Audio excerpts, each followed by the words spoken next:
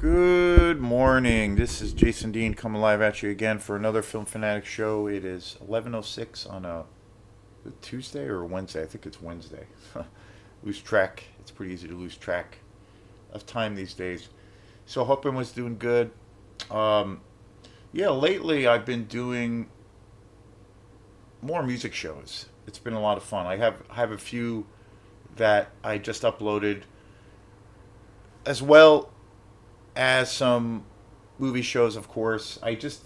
Speaking of movie shows, I just uploaded a video on a movie that I had been wanting to really get to for a while, and for whatever reason, I kind of forgot about it.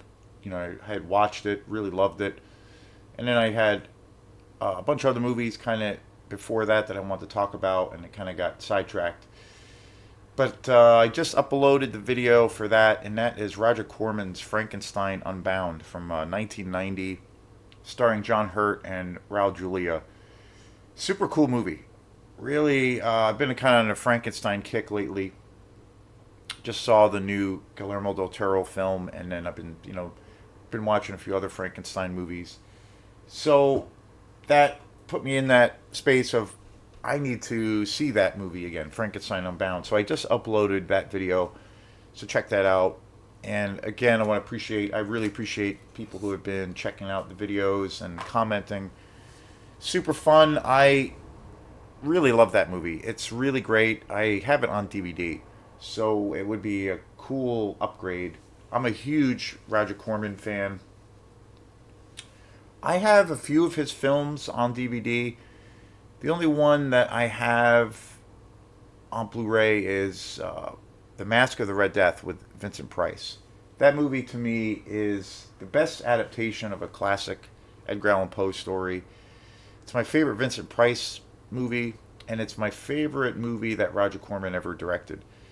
The movie is such a masterpiece. So, yeah, just an amazing film. And it's probably one of my favorite, if not my favorite, Edgar Allan Poe stories. That's the only Corman film that I think I own on Blu-ray. I do have VHS tapes of a lot of his films that he produced, and then some other films that he directed. So he recently passed a few years ago. He passed away, I think it was maybe 2 years ago. Such an icon. He's always been one of my favorites. So, and as of late, I've also been doing some music shows. I've been doing shows about my favorite band, Autechre. Saw them last week, and totally mind melting experience in many ways.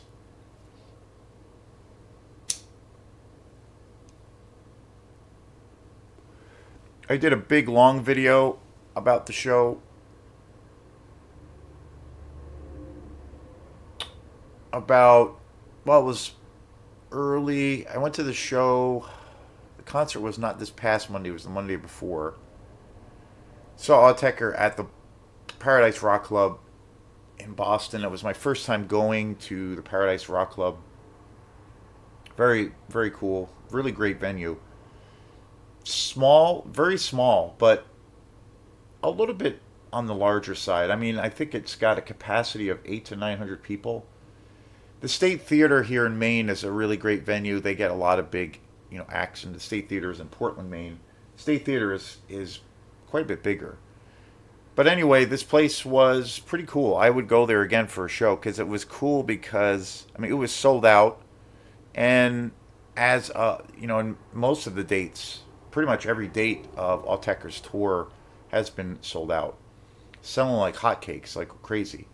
And then when that was happening earlier on, they started to add more shows to the tour because of the demand.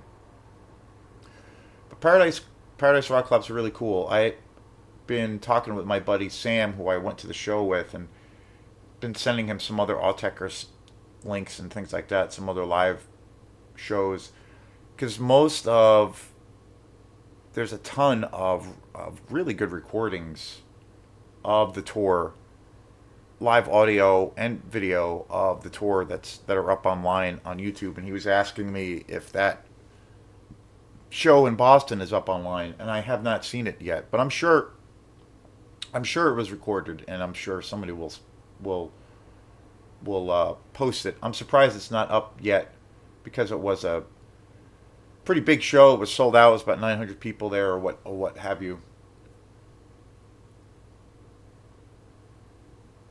Under 1,000, but almost every show from the tour has been uploaded, or at least some really good ones. And I've been checking them out, been listening to them.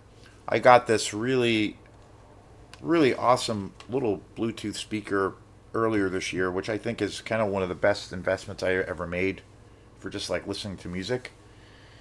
It's it's pretty phenomenal. So what I've been doing is when I don't typically when I listen to music in the morning I usually listen usually my morning routine is I have coffee and then I do audiobooks every day. So I've been reading all of the or listening reading slash reading.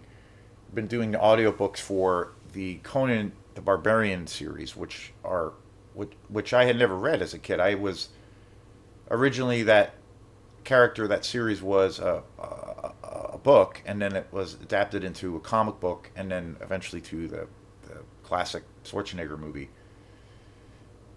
And there was two of those movies. So I never I got introduced to Conan the Barbarian as a kid through comic books, but I had never read any of the books.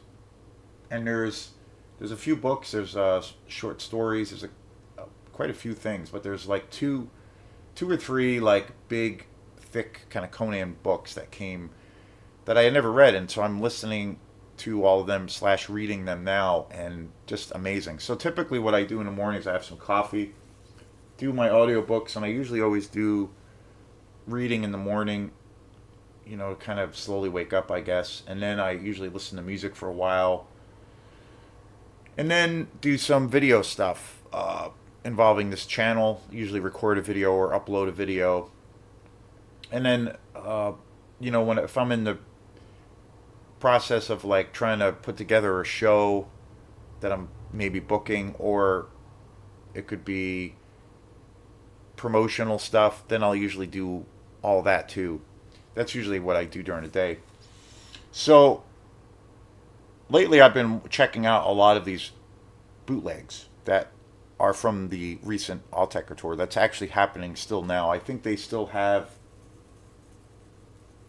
another few weeks left to the tour. They started doing this tour in, I think it was like late July, early August. So it's been going for a while. They started the tour in Europe, and then they came to the States, I think in like mid-September.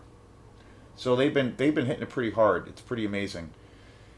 So I've been checking out some of the live bootlegs. I haven't really done the bootleg thing in a while, but there's some really great recordings of the tour and of the shows, like really good audio. Of course, you can't see anything because unless you were there, because that's like really the way to experience it. But when I saw them about 10 years ago, 8 to 10 years ago, they did this thing, of course, where they played in total darkness, and it's really trippy as all hell. And you know, from what I gather too, Autechre had given an interview where somewhere where they had said that the reason that they kind of do that, especially in this day and age, where like a lot of bigger bands or established bands do, have like a huge kind of production with all kinds of lights, all the bells and whistles, which I'm a fan of. But it's pretty, sometimes it can be over the top. Sometimes I've heard people talk about going to shows and the use of, say, certain kinds of LED lights or strobe lights can be like blinding, and it's almost painful to be standing there watching the show because you're getting these like, strobe lights and shit in your eyeballs, and it can be really intense. And it's so a lot of concerts these days have a high production value,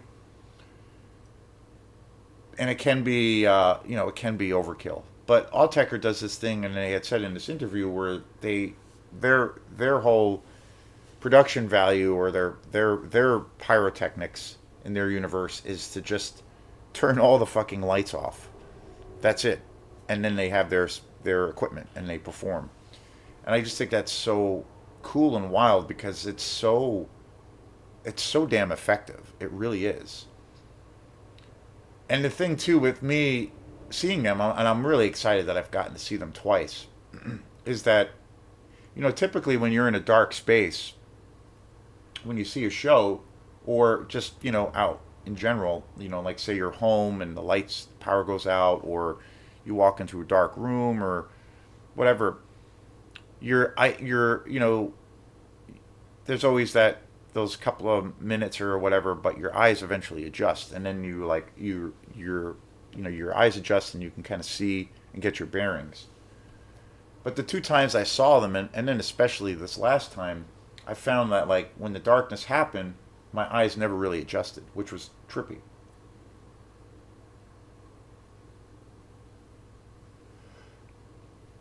So you felt still like entangled and enshrouded in total darkness throughout the entire performance. So it added an extra level of intensity and atmosphere. The other thing I just came across, which is really good, it's a short little 2 minute video of a guy on YouTube who did some pretty cool research about Autechre, talking about how they do their performances live. And he basically, compiled a few different interviews of them talking about their gear and how they, put things together. Sean and Rob, how they kind of cultivate the live space. And I always suspected too, like from what I had read on my own, that they typically don't do like your traditional thing as far as, well, like what bands do. When they go through the tour cycle. Typically bands will come out with an album, and then to promote the album, obviously they do a big extended tour cycle. And then a lot of the times the set is comprised of a lot of those new tunes from that album that they're promoting. And then they'll go back into their back catalog. But typically bands will focus on that current record and play those songs live. That's your typical kind of format. But Autechre never does that, which is so interesting to me. And it's been about 4 years since their last studio albums. They put out 2 albums almost 4 or 5 years ago now, which is crazy. Sign, and then its sequel. They basically, as far as I know, they never do anything kind of in your, I guess, they never do anything as far as, what bands normally do as far as a tour cycle or how they showcase an album. And I've listened to a lot of their live recordings, a lot of their official recordings. 2 years ago, they did this huge tour of Europe.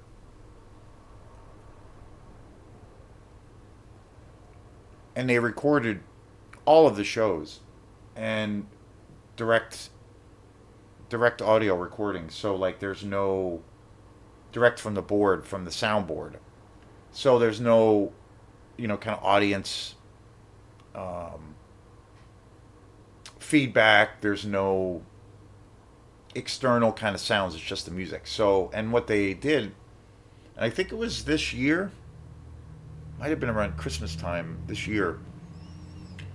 What Autechre did was they basically took all those recordings and mastered them a little bit, and then put each one of those recordings out as like a full-length album. But they put it all together as like a box set. So there's like, I don't know, like 14 or 15 different concerts. It's wild. So I spent a lot of time checking those out, and they're amazing. And each performance was totally different. Each night that they played was totally different. And they weren't out promoting. This was a few years after Sign had come out. So this wasn't like a tour cycle thing. They were just touring. And with them, they're always working as a group. I think they're always super creative, working on new things. But they are so prolific with like now they've been also been putting out studio album reissued or remastered versions of some of their classic studio albums, but with extra tracks that they recently recorded and putting them on, sometimes four extra tracks. So they're always working and touring. They don't. There's gaps of where they do tour a lot, and they've been everywhere in the world. But then there's also long periods of time where they don't tour. So, but they're always working and they're always putting out music, and it's just kind of insane, like how much they put out. And one of the things that I noticed too over the years is like they never, you like take an album like Amber, one of their classic albums. They never like I've never heard them play any of those tracks from that album. They've always like it's always been a totally different experience live, and they've always like pushed the kind of the sonic envelope and the rhythmic envelope of like what music can do. And I've always gotten this sense from the music that it's all like improvised, or if it's not all improvised, there's definitely this kind of thing that they have that they do that.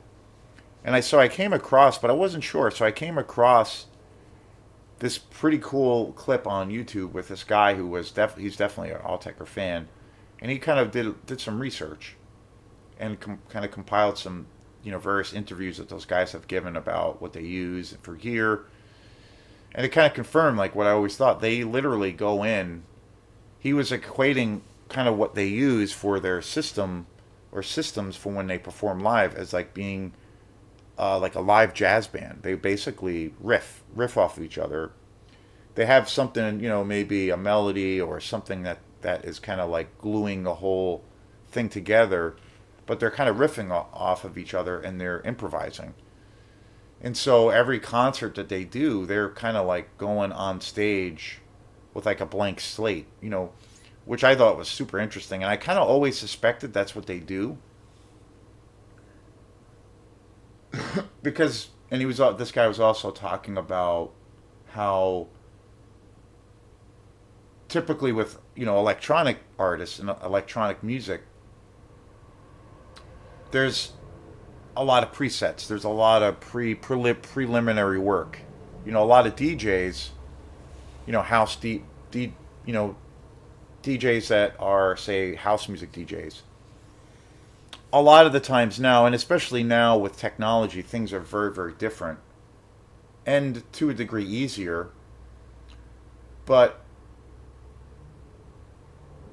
you can really queue up and even mix tracks in key, that your computer system can do before you hit the stage, and you can have this like somewhat of a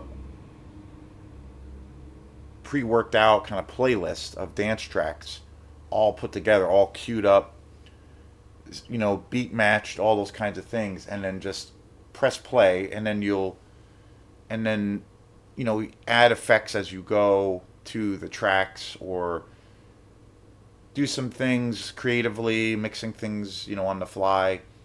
But a lot of the times DJs now will have things kind of preliminary, there's a lot of work prepping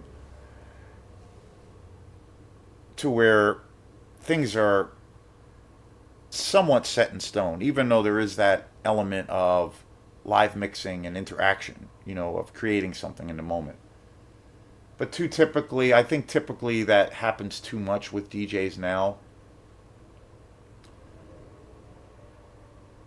I got to see my favorite house music DJ this year, Anthony Papa. I got to see him in Boston. And he's old school, like me. So, I think when it comes to house music and electronic music, he's like my favorite kind of DJ. Well, he is my favorite DJ, but he does a lot of different things. He's primarily a DJ, but he also does lots of remixes. He also does a lot of his own production on his own tracks, and he also has a couple of labels that he runs. So he's pretty multifaceted in different things. But he's pretty old school because the way he kind of constructs his sets is he kind of like goes in pretty cold. and he mixes things kind of on the fly, and he mixes things in key and beat matches. So he's very much the old school way of how he approaches mixes. And then when it comes to electronic music, like electronic artists, they typically will go in with presets. Like they'll be, say the beats or the grooves, or say the vocal, there might be vocal cues. All of that stuff a lot of the times is worked out. And then they'll do some live things in the moment on top of that. But a lot of the times with electronic artists, they go in with like backing tracks, or you know a huge use of various samples that are kind of set up and that are all lined up, with the BPM, to kind of keep everything in step, like a click track. And then you do have other artists, other electronic artists that go take that even further and have basically everything created before, everything's queued up, and they might be just, incorporating, say, dancers, or there might be some live vocals, or maybe some live guitar, but the general whole the general whole of the body of the tune or the songs are all, worked out. And and for me, as like just as a fan of electronic music, I personally don't like that. And it's just a preference. I love it when, and I think too, it's a bias. It's something that happens with the public that don't are not open to electronic music or open to the culture of electronic music, because they feel like a lot of the times it's like it's not a live band. It's not like it's essentially a guy or girl on stage kind of pressing play, and there's not that, it doesn't have the energy to them. And it's one of the reasons I think some people who, one of the main reasons I for why there are people out there that are don't like electronic music, because of that. It's all synthetic. It's all kind of this prefab. It's not like created in a moment. And they make that comparison to, say, like, going to see a rock band, of where it's all like, just three or four people on stage, and they're creating something, and it's flesh and blood, and it's in the moment. So they I've had that conversation with people before, of where they rather see a live band because it's like something living and breathing, as opposed to a guy who or a girl on stage who has like these pre-recorded tracks, and they're maybe riffing with it, or not, because for them it's like that organic thing that is missing, which I totally understand. And that's one of the things I don't like about the way, and it's just a preference, but that's one of the reasons I don't like when that happens. I like it when it's in the moment, and I like when there's this reactionary thing between the energy of the room, the interaction with the musicians, the DJ, or whatever it is. It's going to be in the moment, and it might go very, very well. It might be really powerful, and it might not. But there's that element of where it can blossom into this flower that wasn't there before. So I totally get that argument from people on the outside who look at electronic music as like this kind of artificial synthetic experience, and that they rather see you know they rather see a rock band somewhere, and they might go out dancing with their friends, and they might enjoy the music, but only if they're like drunk and whatever. But they're not really having that experience, like a live experience, and I totally get that. So I understand that. I understand that, and that's one of the things that turns me off sometimes with electronic music, as far as when it comes to, you have your recordings, you have your albums, and things like that. But when it comes to live performance, because I've seen that happen a lot, and I can still enjoy it, but I miss that kind of dirty, greasy interaction of a rock band, and I wish there was more of that. And there is that. there are a lot of artists that do that. So, but it's not really widely used enough. You know, you have groups like LCD Sound System that really do things like that. And then, you know, when it comes to DJ culture and house music and those things, Anthony Papa very much does that. And there's a plethora of other bands that do that and other groups, but the majority of a lot of people don't necessarily do that. One of my other favorite artists that does do that very much is Sasha.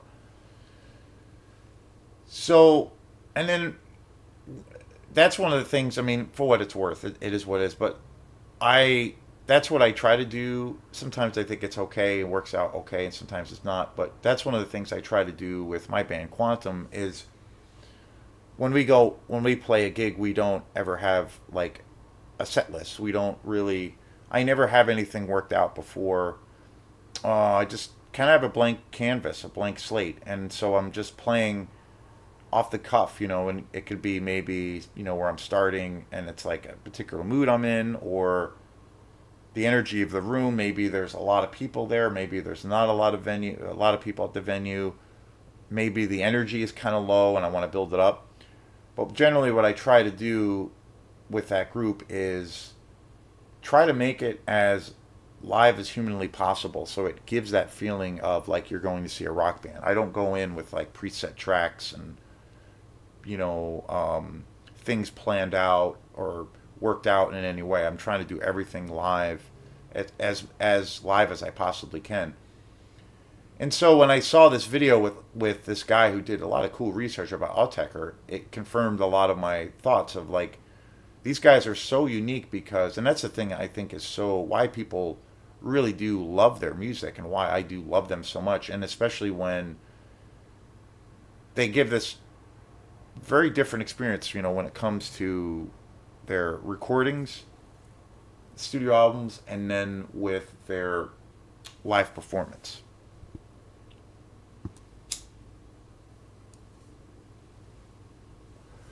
So watching this video, I was blown away by how Autechre, they do, they have that approach of where when they're performing, it's a blank canvas. They're totally like riffing and improvising. And this guy was talking about how he equates them as like a live jazz band. And I'm like, that's fucking awesome. And I'm like, no wonder I love these guys because there's that, you can tell, you know, it's not like, and again, it's not your traditional thing because, you know, you're not like seeing a guy or a girl with a guitar strapped around their chest with bass and drums and a vocalist and that kind of thing. But they're taking these unique kinds of instruments and unique ways of expressing themselves, you know, with using computers and synths and all kinds of software, but they're still giving the audience that same aesthetic that you would if you saw a live rock band or a jazz group. And it was super awesome, super cool.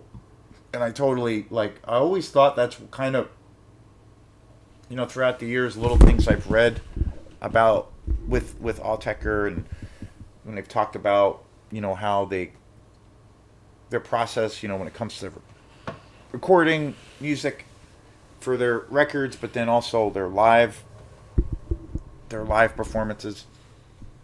Because I always, you know, from the time I got into them and I started listening to a lot of their music, I always picked up on that vibe that every show, everything that they do is pretty different from night to night and from performance to performance. And I was like, that's really, really cool. One of the most inspiring things that I remember reading many years ago when it comes to, I think, just, well, improvised music, you know, and it can be just not, it doesn't have to be necessarily jazz or it can be about any style of music, but when there's an improvised element, you know, whether it's a component, like a small portion of maybe the set, or it's all improvised. I had seen an interview a few years ago with one of the legends of jazz music, Wayne Shorter, who's like one of my idols, one of my heroes. He passed away a few years ago, but of course played with the legendary Miles Davis. But Wayne Shorter's always been one of my favorite artists. And so I saw this interview with him where he was talking about the last probably 15 years or so of his career. He had this amazing jazz group with it was Wayne Shorter on sax, Danilo Padillo, I think that was his name, on keyboards. Um, but like what I started to say, the last 10 or 15, maybe more, of Wayne Shorter's amazing career, he had put together this amazing band, of course, with Wayne Shorter on sax, Danilo Perez on piano, John Panatucci on bass, and the wondrous Brian Blade, who's one of my favorite drummers of all time, on drums. And they put out this album called Footprints Live, which is just it's got to be one of my favorite records. It's definitely one of my favorite jazz records, and it's probably one of my favorite albums of all time. And the thing that's so miraculous about that album is it's about 2 hours long in length, and it's all improvised. They are totally just riffing off of each other. It's unbelievable. There are tunes, there's melodies, there's like threads that kind of connect, like like a connective tissue that holds certain things together.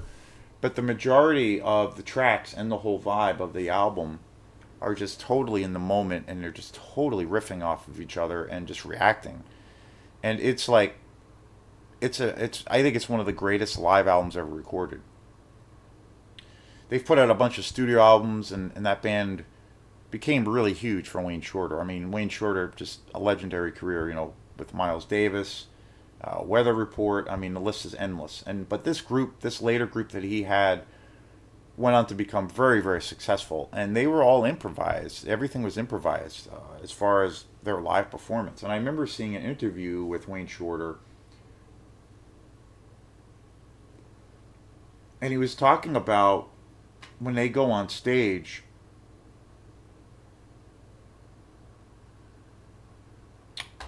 When they would go on stage to their performance, to play their concert or concerts, he said that what they would do is they would look at, or at least Wayne Shorter's kind of method of how he would operate was he felt like the stage for them, when they would go on stage, it was just a big giant blank canvas. Like there was um, no, I guess, cues or sense of direction. It was going to be totally in the moment, whatever they were going to do. And and there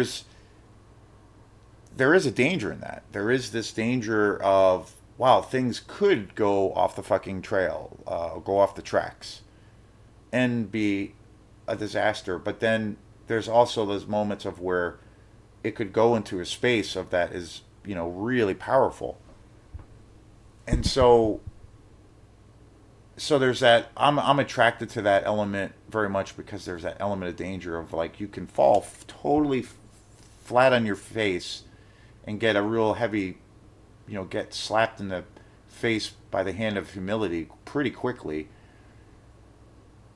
Or there could be times of where it's like something is happening that is very powerful, that is totally unplanned and unexpected.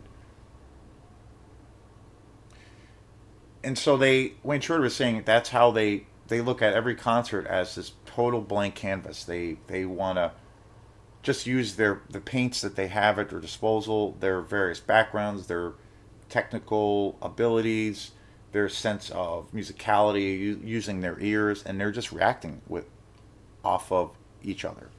And that's fascinating to me. Like, that is so interesting in that dynamic. And to see this little interview, or this little clip, about how Autechre's brain, how they function in a live setting, where it's essentially the exact same thing, is super cool. The same thing that Wayne Shorter was talking about. So pretty amazing stuff. So I've been listening to this amazing show that they played recently. It was like a couple of days before the show in Boston that I saw them. They played at the Autechre did a show at the Three Art Space in Portsmouth, New Hampshire, which is an amazing venue. I That was where I saw them the first time about 10 years ago, and it was just mind blowing.